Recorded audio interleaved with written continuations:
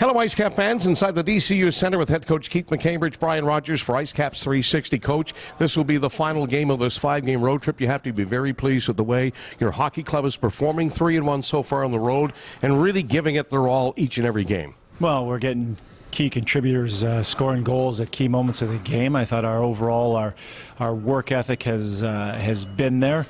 I look at the first game against Portland. I thought we played well enough in that game to give ourselves a chance. We're out shooting them 12-6, and it's a 1-1 game.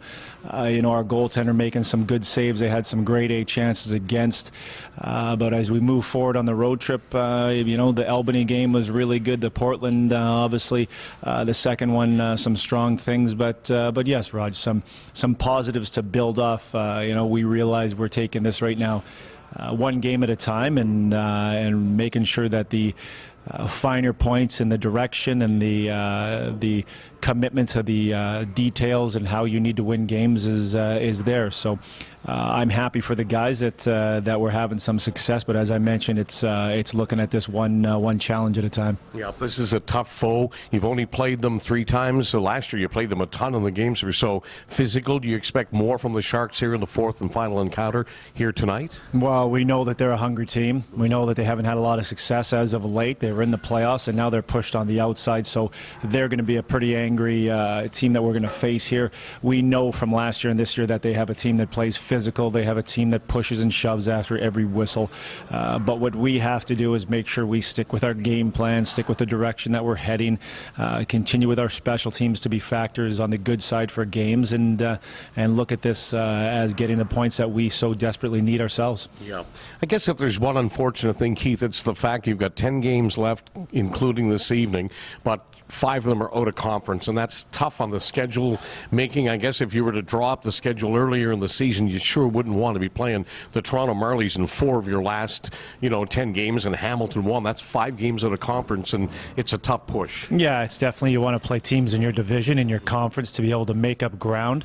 It is what it is. The schedule has its good points, and this season, more than not, it's had its bad points. But we just look at, we have a chance here against a divisional opponent, and we're doing some positive things in our game right now, and just look at who we're playing in the contest. Yeah, Eric O'Dell has scored goals in 6 consecutive games. That's a franchise record. The young man has come a long, long way in just his 2nd season. He's really developed as a pro on and off the ice. Well, he's can put the puck in the net with the way he tracks pucks, the way he has a real good stick to play in traffic, to find those pucks that are laying there in the slot. I mentioned to you before that there was some positive signs and some things when you watch players on the ice, when you watch them perform as a coaching staff.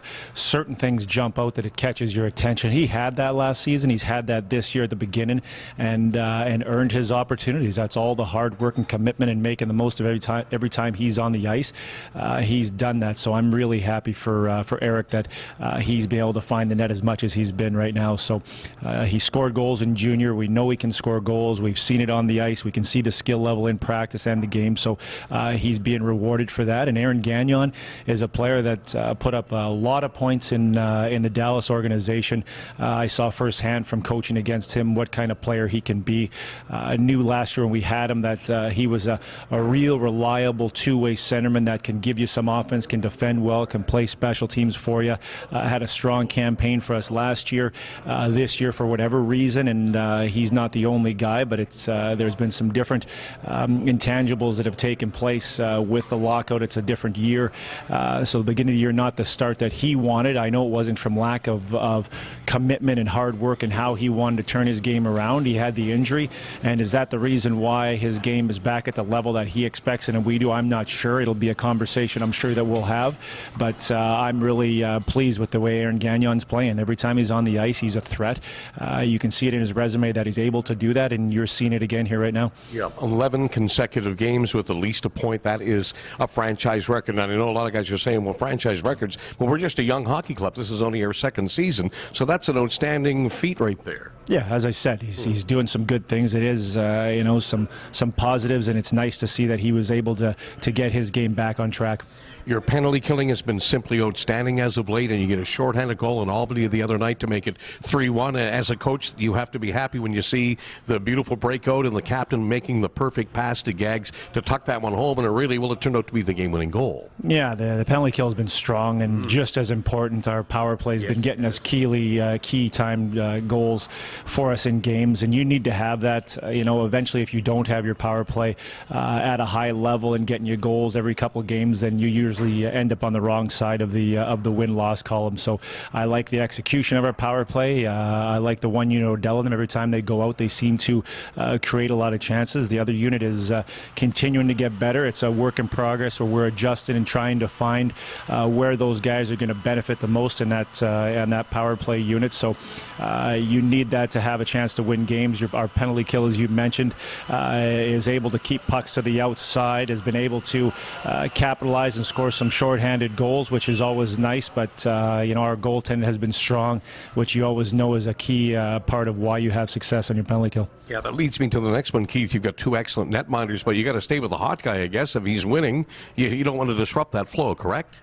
Well, we'll see how this. I know we're doing this interview the day before, when actually timing it as it's the day of. So yes, we are. I can't give you an we're going to come clean. I can't give you an answer on that right now. Okay, that's fine. How about as a former defenseman, though, playing with 7 D-men? I mean, we talked about it on radio, and also the fact that they're fresh. They're getting, some of the young guys are getting less minutes, but I mean, it seems to be working. It's been a perfect formula with 11 forwards and 7 D-men. It evens out the ice time. It's that's why it's in place. It gives a chance to kind of, so guys aren't hitting 27 minutes, 28 minutes, 26 minutes on the back end. It just balances out the ice time and distributes it equally among all 7 guys. And when you have 11 forwards, it now gives you a chance to, when you have guys that are playing well in whatever particular game, then you're able to get them some more ice time. If it's the middle, if it's the wing, you get to move some pieces around. So, I like having that right now. Every team is built differently, but for what we have at this moment, the 11 and 7 is something that I feel benefits us. Yeah. Okay, Coach, thanks for this. And for all you folks watching, yes, indeed, it is Good Friday. We hope you have a wonderful weekend. You're watching this on Saturday. Happy Easter. Keith, hope you get a nice win here tonight. It's been a real nice road trip, and we've got some big games coming up at home, and the fans are going to enjoy seeing the team come back on a real positive mode and coming off 2 wins at Mile 1 as well. Yeah, happy Easter, Raj. Thanks very much. With Keith McCambridge inside the DCU Center in Worcester, I'm Brian Rogers. Again, have a wonderful Easter weekend.